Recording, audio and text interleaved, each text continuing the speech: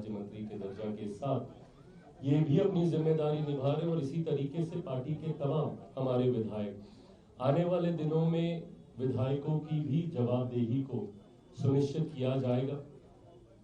हमारी सरकार के पास ये समय नहीं है कि हम लोग ये कहें कि अब काम शुरू होगा।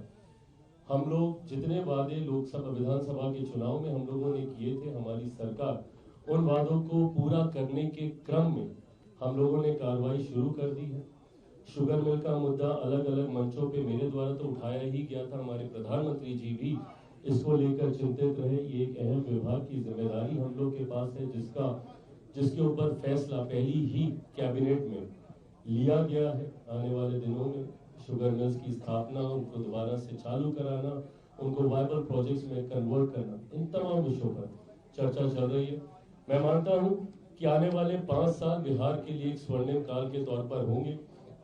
इन 5 सालों में डबल इंजन की सरकार का लाभ मेरे प्रदेश को मिलेगा और 5 सालों के बाद जब पुनः हम लोग चुनाव में जाएंगे तो इस चुनाव में किए गए हर एक वादे को पूरा करते हुए पूरी जवाबदेही के साथ हम लोग चुनाव में जाएंगे। जनता ने जितना विश्वास किया है मुझ पर, मैंने पिछली प्रेस वार्ता में पिछले साल के अंतिम महीने में जब की थी, मैंने कहा था कि एक आभार यात्रा पर मैं खुद बिहार की जनता के बीच में निकलूंगा। उसकी भी रूपरेखा मोटा मोटी तैयार कर ली गई है। कार्यवाहक प्रदेश अध्यक्ष अशरफ अंसारी जी के नेतृत्व में इसको तैयार किया जा रहा है। बहुत जल्द मुझे लगता है खरमास समाप्त होते होते तक आप सबके साथ उसको भी साझा किया जाएगा।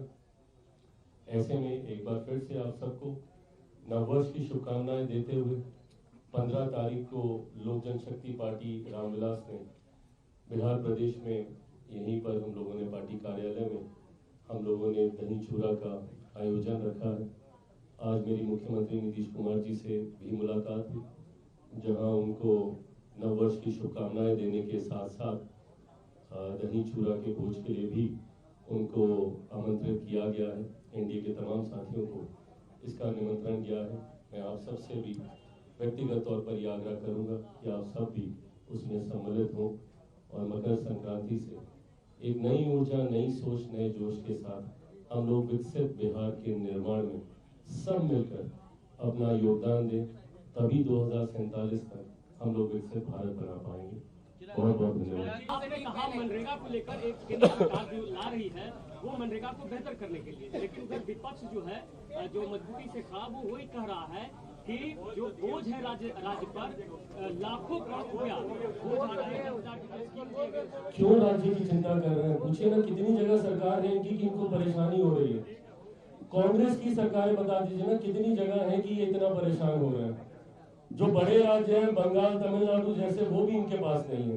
तो ऐसे में कांग्रेस को कम से कम इसकी चिंता करने की जरूरत नहीं।